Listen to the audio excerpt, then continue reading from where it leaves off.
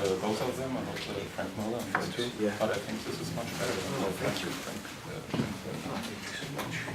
The cape, amazing. Thank you, nice. Yeah, here we go. Yeah.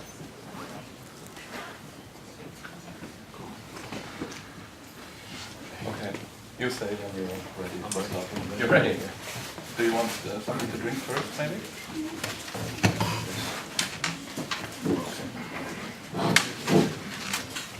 Ja, hallo miteinander. Wir freuen uns, dass Bermejo hier bei uns beim Comicfestival ist und auch Zeit gefunden hat, für ein Künstlergespräch zur Verfügung zu stehen. Ich werde am Anfang ihm ein paar Fragen stellen. Das Gespräch wird auf Englisch stattfinden. Es wird auch nicht in irgendeiner Form gedolmetscht, weil zweisprachig reden gleichzeitig ist für mich relativ schwer. Ich hoffe und denke aber, dass die meisten von euch dem Englischen ganz gut mächtig sind und dass man dem dann sicherlich auch ganz gut folgen kann. Okay, hi Lee. We're happy that you're visiting Munich. Thanks for having me. Is it the first time for you in Munich? Yes, first time. No Oktoberfest? No, not yet. Maybe second time might be Oktoberfest. So, I know you're born in America and actually Yes. you were living in Italy. That's correct, yeah. Could you talk a little bit about your career, how you started in the comic business? Sure. I guess I started at 19 years old, working for Wildstorm, a studio in San Diego that was run by Jim Lee. And at the time he had an internship program that allowed a lot of younger artists to come in and do work. Do you want to pause? Yeah. Okay, I wasn't sure if you had to translate, so to give you some time to translate. It's okay, I don't. Okay. Okay. We only speak in English. Oh, okay, all right. So I started working there with a number of other guys around the same time who all were similar in age, and we started doing small projects for Wildstorm, trading cards, toy designs, and eventually started doing comic books. And that was in 1997. And then DC was bought, Wildstorm was bought by DC, I think in 1999. And at that point I started doing work for DC Comics. So it's hard to believe, but I've been working for DC for 12 or 13 years. So was it a dream for you to go to DC? Definitely, maybe not DC. When I was growing up, there was the Image Comics boom. Yeah. So when I saw my future when I was 14 or 15 years old, I thought I would be doing, my own comics at Image, something that was creator-owned, and it only became obvious to me that I would do work for DC when Wildstorm was bought by DC Comics. I mean, I loved Batman growing up, so Superman too. So it was definitely interesting for me to work on those characters. But that wasn't that wasn't a dream I had as a kid. Okay. So, which was your favorite characters when you had been a kid? Yeah, I mean, I like Batman and Superman. Okay. Yeah, I wasn't a big Marvel fan at all. Okay. I didn't read. Okay, I grew up in a small town, and there wasn't there wasn't a comic book store, number one. So we had it was called a Hallmark, where they sold cards, birthday cards, and home decoration and stuff, and they had a comic book rack. And so I would go in there and buy my comics, but they only had very basic things: Spider-Man, Batman, Superman. So I didn't really have access to a lot of other comics until my family moved to another town, a bigger town, and they had some comic book stores there, and I was able to discover, a lot of other kinds of comic books other than superhero comic books. So how was your art training? How did you? I just drew. I just no school? No. Unfortunately, in the United States, there's not. There aren't a lot of schools outside of university that you can go to. I think New York has some art schools for younger kids, but I grew up in California, and there was really no system in the schools to teach you art. So I just learned on my own. Congratulations. You did a good job. But I have to give credit too to Wildstorm, because when I broke in, there was a lot of other guys my age, including older guys working at the studio at the time. There was Jeff Campbell and Travis Charay, a number of older artists, and I learned a lot from looking at their work. Okay. So have there been more artists who influenced your work? A lot, yeah, a lot of artists. Who are your favorites? I like Norman Rockwell. I like Phil Hale. I like Kevin Nolan. Yeah, Jeff Darrow. These guys. Okay. When I look on your artwork, this gritty way, I have to think a lot on Brian Bolland. I love Brian Bolland stuff. Yeah. Unfortunately, he's done so little that you know. But I was 11 when The Killing Joke came out, so that was definitely a big book for me. So mostly when I look at your work, it's very realistic, I think, but very dark and gritty. Is there a plan that you always prefer such a gritty way? Yeah, I mean, I guess it was the movie Seven that came out when I was in high school, and it had such a particular photographic style, and I found myself gravitating to films that had that similar kind of photographic style. I went out to find older movies, and it eventually took me back to the noir films of the 50s, and I always found that very appealing. Universal monster movies and stuff. The style of photography was something that I liked quite a bit. So I tried to definitely put that into my work more so, that I was looking more so at that than I was at other artists. Okay. And maybe we talk a little bit about your projects you had done for DC. Which was your first starting book? The first project I did for DC was Batman Deathblow. Oh. I think Wildstorm was still on its own when I did Superman Gen 13. Okay. Yeah. But oddly enough, even at the beginning, I was working on DC characters. It just so happened that crossover. The crossover. Yeah. Then you had also been on Wildstorm. Wildstorm was still. Oh yeah, I did. Yeah, that's right. I did a couple issues of Gen 13, which I'd like to forget about, and I did some other work. Yeah, I did. My first published work was in a magazine called Resident Evil, based on a video game, but it was. I mean, it's awful work. So the major books, the graphic novels you did? I did Batman Deathblow. That was followed by Lex Luthor, which was followed by the Joker, and from there I did Batman Noel, and then on to Rorschach. The Joker was your first time you worked together with Brian Azzarello? No, I worked on Batman Deathblow with Brian, then on Lex Luthor with Brian, and then on Joker. Oh, okay. Yeah, we've done four books together. And actually, Watchmen. Yeah, exactly. Fourth collaboration. So we work a lot of time together. Yeah. How was the cooperation? It's great. Brian is probably my favorite writer. So I wanted to work with him from the very beginning. I think 6 issues of 100 Bullets had come out when I was at that point where I wanted to start doing Batman Deathblow, and so through Tim Bradstreet, who was inking the book, we were able to get Brian to write it. Okay. So what's special for you on the writing of Brian? Wow, Brian is, he's very lyrical with the way he writes. He writes musically, and I like that. There's a rhythm to what Brian does. His dialogue is very good, and he writes very sparsely. He lets the art do a lot of the talking. He doesn't overwrite.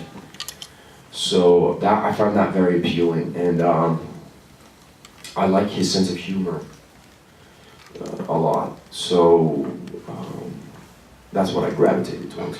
Yeah. one big project you had was Wednesday Comics, Yep. the Superman section. Mm-hmm. Did you had contact with the other guys who worked on Wednesday Comics?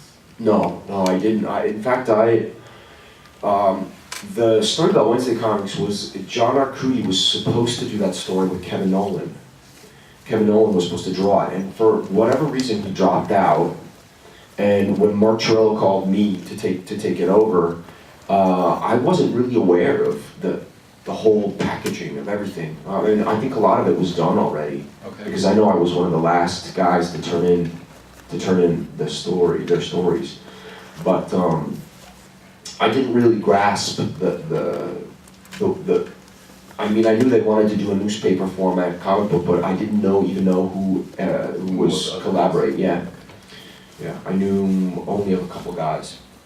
But I think it's a very good collection from US artists. Yeah, I think it's the best project. I think it's the best project that's come out of US comic books in the past 10 years. I mean, not for my work, but just the idea of it. The idea of it I thought was excellent. And the format. Yeah. After that was, before that was Lex Luthor. That was immediately after the Joker. That was immediately after the... Yeah, that was immediately after the Joker, and then I started doing Batman Noel when I had actually done a few pages before Wednesday Comics, and then I stopped work on that to do Wednesday Comics, and then began work again on the graphic novel.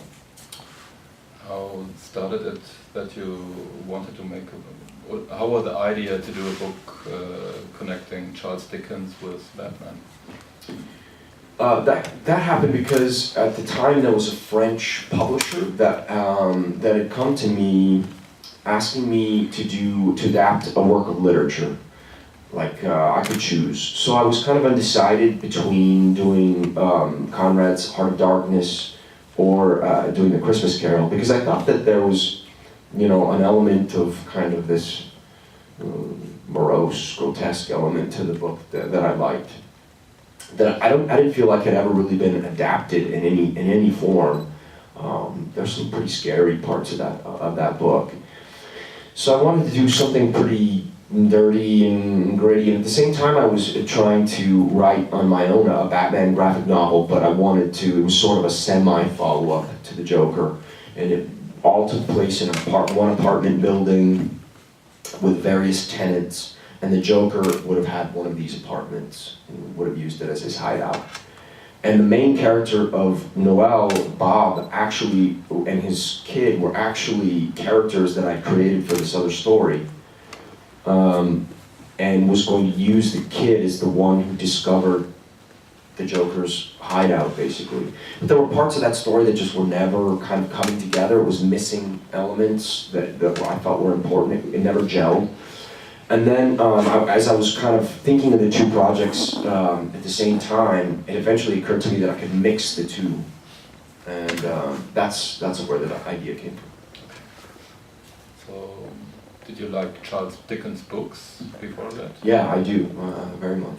Yeah. Actually, before Watchmen, as a big merchandising, can you talk a little bit about this project? Sure. They came to me about doing, Rorschach in particular. At that point, it wasn't before Watchmen. It was only Rorschach when they first approached me about doing it. And this was a few years ago. I was still working on Noel. And I had no idea that it was going to become this kind of big project with other books that were all kind of weekly. In the US it was all released weekly. So when they first offered me Rorschach, I loved the character, I loved Watchmen, so I thought, oh, that sounds like fun with Brian, again, working with Brian, it seemed like it would be a perfect fit for us. And then the project actually went through a lot of starts and stops. So at a certain point it was dead, they weren't going to do it anymore. And I was already thinking about doing other things. Then they came back and were doing it again as a larger project. It went through a lot of various forms before they actually decided on how to do it and if to do it. So it was quite a while. It was in the pipelines. So you said that there had been so big breaks between the work. How many pages have you done for when the first break came? How much work was already in there? I hadn't actually even started the book yet. Okay. Yeah, it was before starting because they weren't even sure they were going to do it, and so Brian didn't start writing until it got the official green light. Okay. And at that point in time, we had 9 months before they wanted to put the first book out, and I worked very slow. So for me to have 9 months is pretty little time. So when we started going as quickly as we could. So you had few sleep. Yeah. 9 months. No, it was a rough year. The comic book fans think a little bit controversial about Before Watchmen. Which reactions do you get from fans? I get a little bit of everything. I've had some people who are very mad, very angry about the project, and I've had some other people who are very supportive. I think that my opinion, and only my opinion, is that I haven't read the contract. I haven't read no one has that I know of. Actually, I do know someone who's read the contract, but I think there's a lot of speculation about I wouldn't even say the morality of it, but whether or not DC Comics should be publishing work by these characters. And legally they own the project, and I think that whether or not they should own it or not, I'm not in the position to be able to make that judgment. I'm not a legal expert. I'm not a lawyer. So I mean, I don't know the particulars of the contract, and I think that's the one thing that I've been hearing a lot of is chatter online without having without anybody really knowing what was signed and the unfortunately the particulars of that contract, and even the fact that both Dave Gibbons and Alan Moore are both divided on how they feel about it, I think is very telling. So at the end of the day, I have to kind of decide first of all, what seems fun for me, what I think is going to be a satisfying project for me to do. And there's another kind of aspect to the argument that is, if people start to open the can of worms, of the legal can of worms of, well, who owns these characters, and are they Alan Moore's creations? Are they DC Comics characters because of the various iterations? They had been before. I think you have to apply the same argument to every other character. Can you do Batman? Should it be Bob Kane's Batman?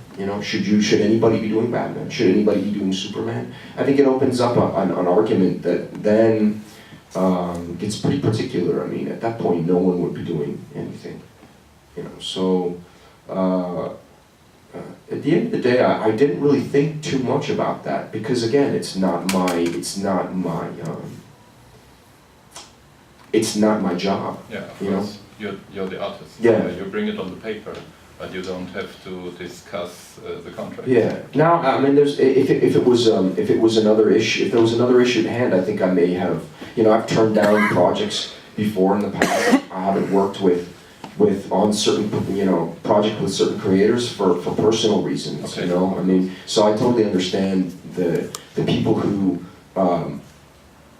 disagree with the project, and I think that there's some validity to the way they feel, but ultimately, I can't.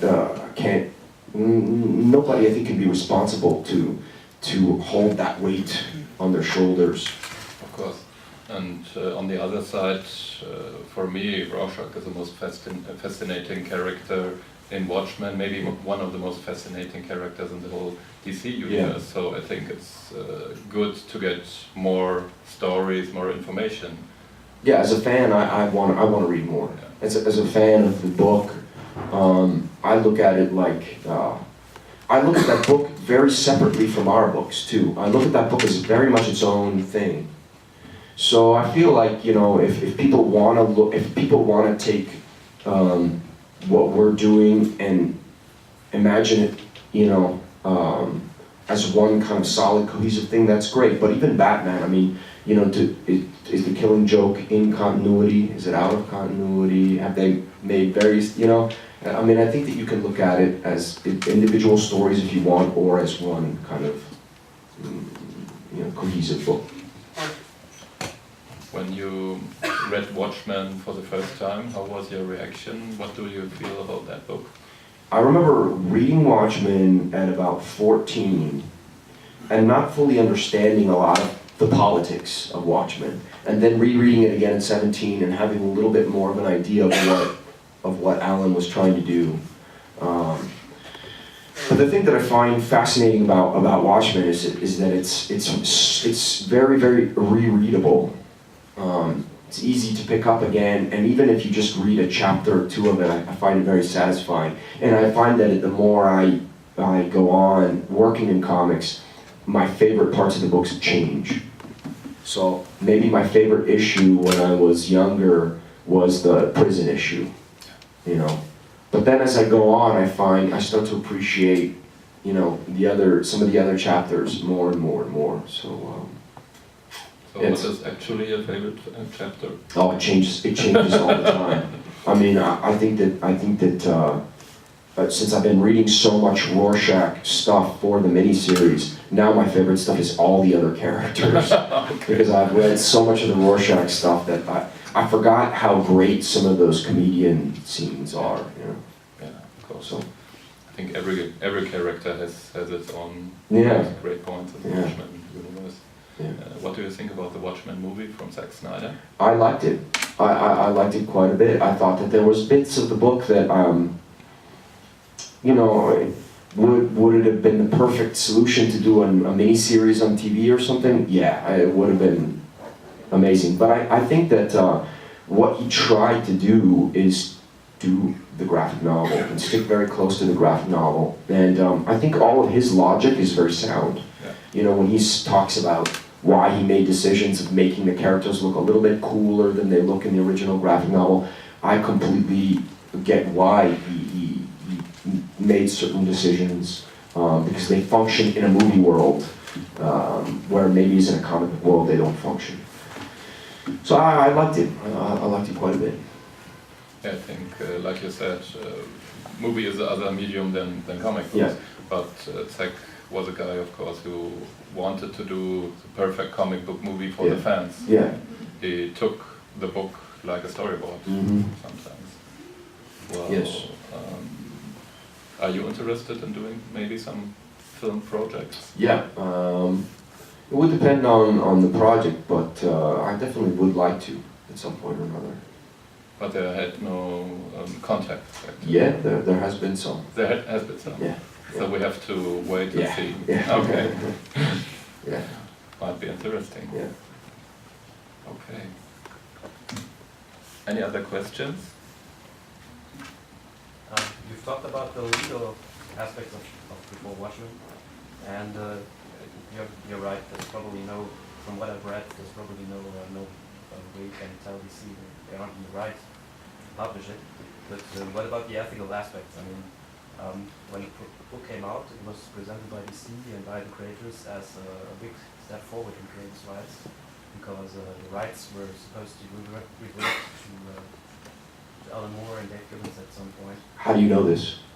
Because everybody said this at the time. So do you believe everything everybody says? No, I believe what Alan Moore believed at the time.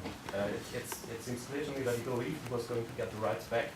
I think a lot of people believe things. That DC believed so too, and so it was the spirit of the contract, at least, regardless of what it actually says. Ooh, you start talking about the spirit of the contract, and I mean, you get into a very gray area. I think that if you want to look at a book that really, I mean, people use Watchmen as an example, but I mean, who out there is championing Howard Chaykin for American Flag? Who out there is championing some other early creator-owned projects? That Watchmen is by far the best known, but not the first book to champion creator-owned. That's an aesthetical object argument, right? I mean, that's about aesthetics, but what about the ethical aspect? No, I'm talking about ethics. I mean, if you open up that can of worms again, you know, what about Bob Kane? You know, he owns. What about the Siegel and Schuster argument right now that's going on legally right now? What, you know,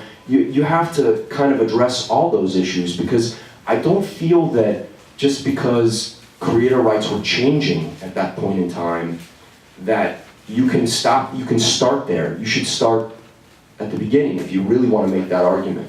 You know? I mean, I talked to Ed Brubaker, for instance, about this. Sure. And he says that the point for him, the reason why he doesn't like Equal Watchmen as an idea, is that he thought at the time when he was coming out that this was the point where things were going to change, that you didn't have things like Bill Finger, who co-created that man and never gets credit for it because Bob Kane took on it. Yeah.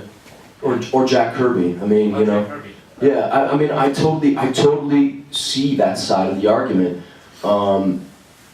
I think that, again, it comes down to, you know, knowing Ed and knowing how Ed feels about, a little bit about how Ed feels about creator-owned projects and creator rights. I have to say, you know what, if that's the way you feel, then you know, absolutely within your rights to express that.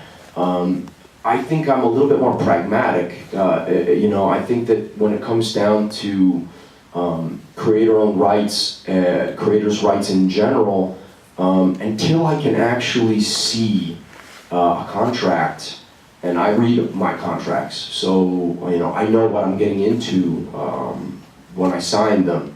I think at that point you're the only one who knows what you and, you know, obviously the legal department, you're the only ones who know what the situation really is.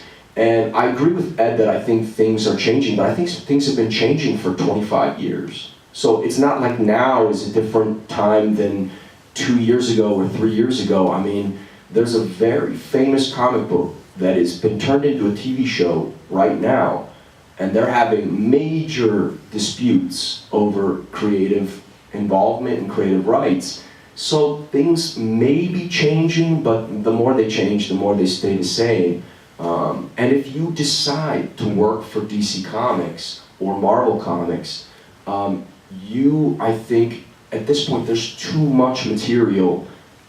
You know the situation you're getting into. You know it, and you decide for yourself whether or not you want to pursue creator-owned comics, and you create your own material, and you do your own material. And Ed, you know, Ed's worked on characters that aren't his, you know, and I think he understands very well that that those characters aren't his.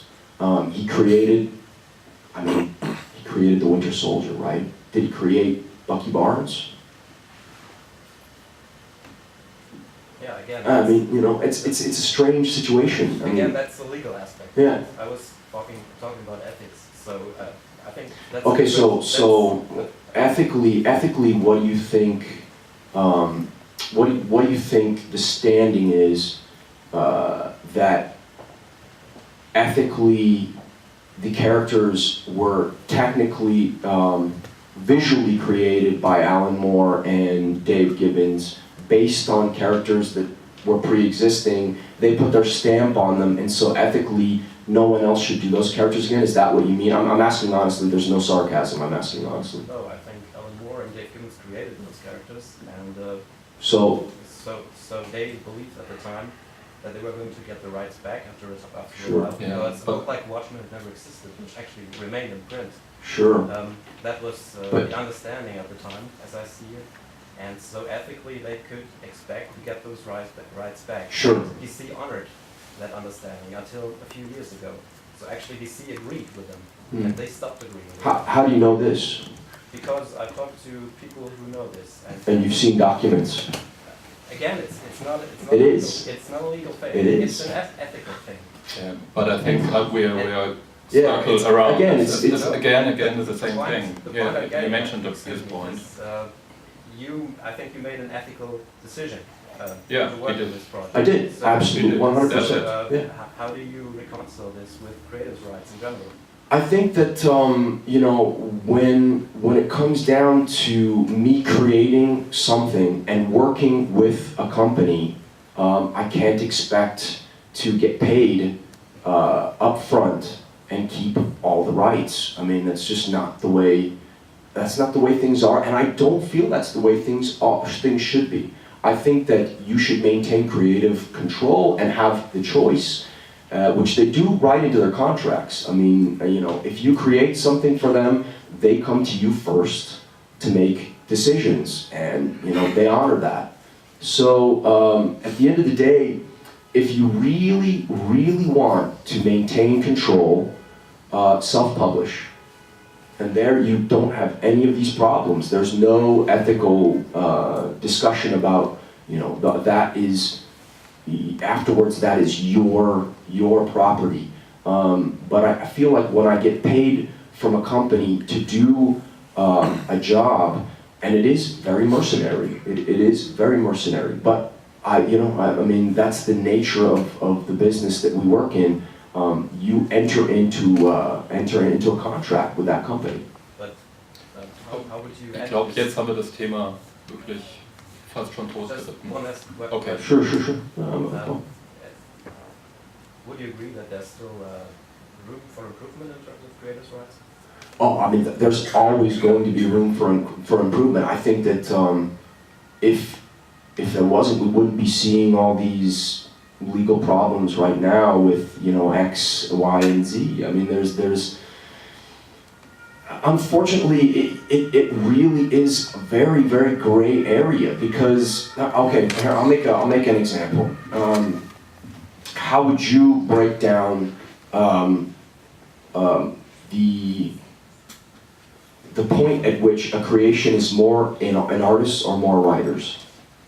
These days, it's a writer-driven industry. I mean, the writers have creative control in most cases, but they're not drawing the books. So an artist visually creates an element of a character, right? I mean, would you agree? Sure. Okay, so at what point do you break that? How do you decide how much a writer owns of a character and how much an artist owns of a character? It's decided on a case-by-case thing. But again, you know, this is a case-by-case basis too. I mean, there's, you know, it's. I think that it's just there's, with art in general, it's too hard to make black and white assessments of this is so and so's, this is so and so's.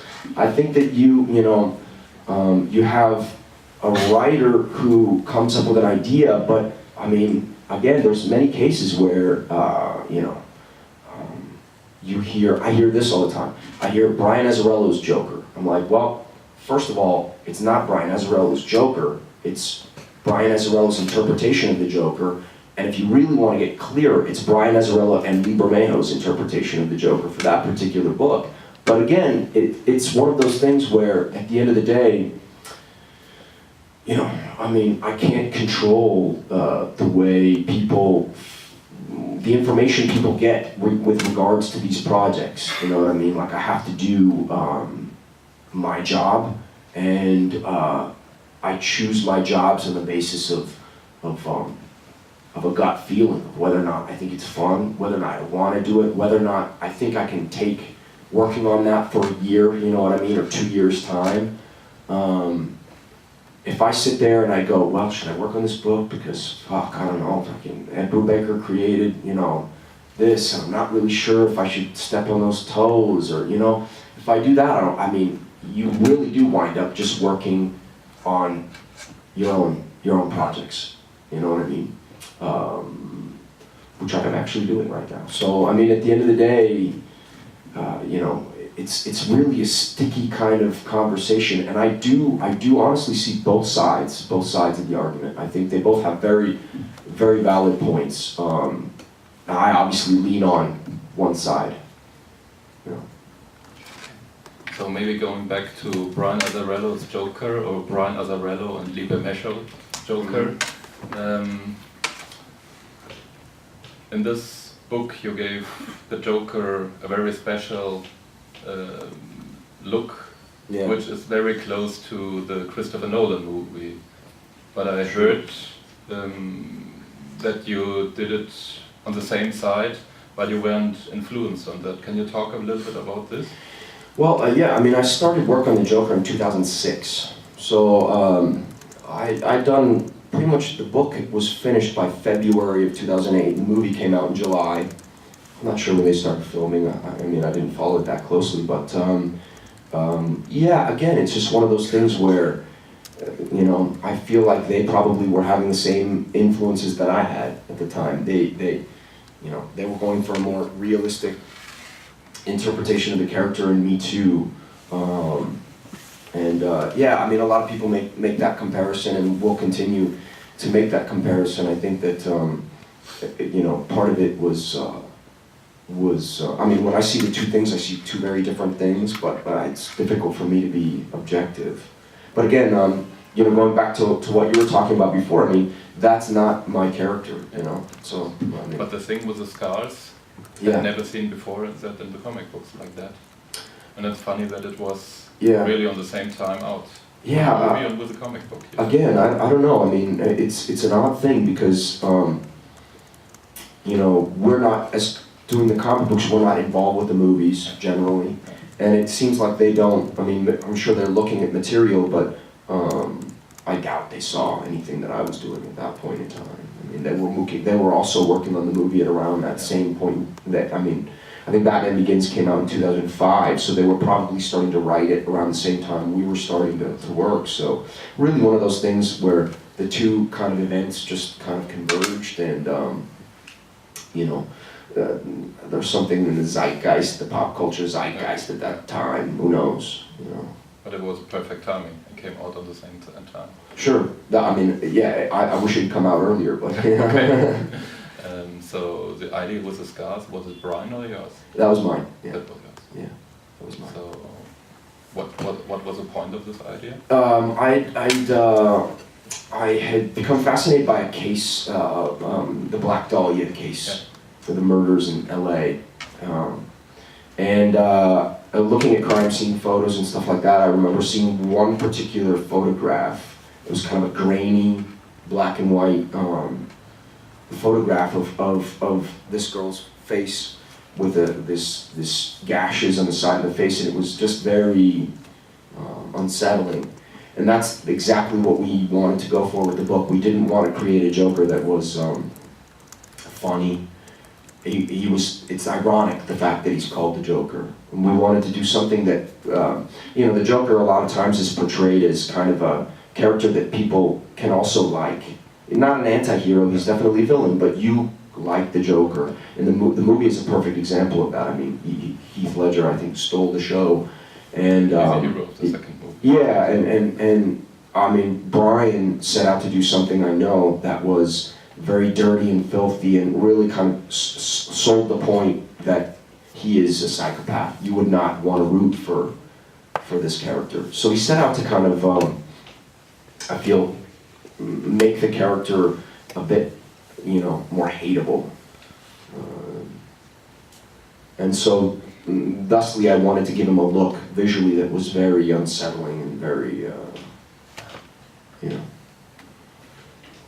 that sold the point home that it was also more violent and dark version. You made a gritty version of the Joker. Yeah. Joker. Okay, understand.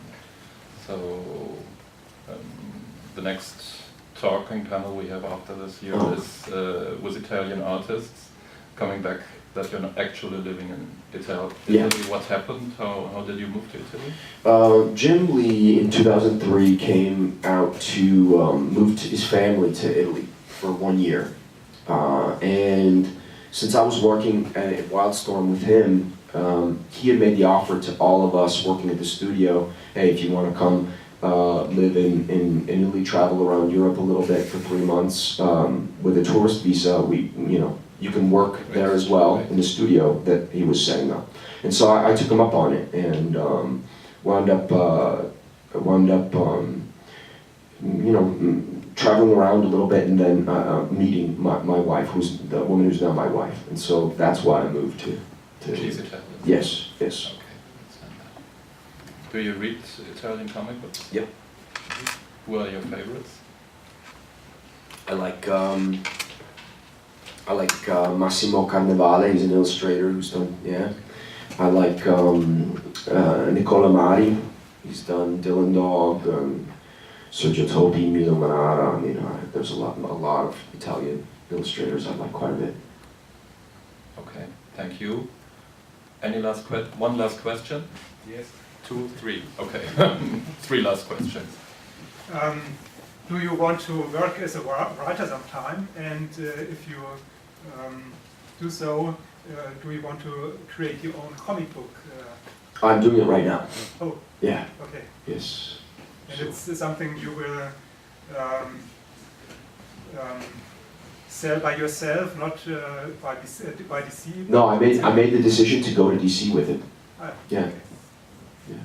You're the writer of the book? I am the writer of the book, yeah. And the artist, yeah. Yeah. Actually, that's one of the questions I wanted to ask is, what kind of characters would you look forward to working on? And the next thing, just maybe by this, because you mentioned Europe, did your experience here in Europe change your view towards comics and Yes. Absolutely. Yes, very, very much. Even because I'd known a little bit about European comics, specifically, you know, some French and Italian artists beforehand, but what I like very much about the style of European comics is that there's much more there's an openness to them. In American comics, there tends to be a lot of super close-ups, or you pull back. I mean, there doesn't seem to be a lot of, there's not as much intimacy, I think, in the books as there is that you find over here. You know, I got very interested in a French artist named Nicolas de Crécy, and that really kind of also, when I first moved, that also kind of changed the way I started approaching the thought process about laying out a page. There was a lot of influence there. And just kind of being here and you know, older buildings, you know, crumbling, you know, environments, that influenced the way I was drawing environments, and things got a little bit, things changed organically, I think, because of living here. Definitely. What's your main reason to create your own comic book? I just have a story I want to tell. I have a specific story that I've had, you know, I think,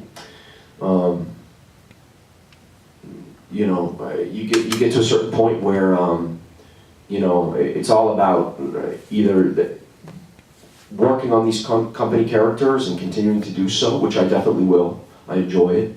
Or, you know, deciding to try to tell your own stories, you know, and that's what I'm doing now. I'll probably, you know, do a little bit of both, you know, do some of my own stories and go back to work on some bigger characters. And, you know, as long as it's fun, I'll keep doing it. So there wasn't any intention of yours to move to Image? I've definitely talked about it, yeah. I mean, again, it's all, you know, for me, where I take the book is less based on,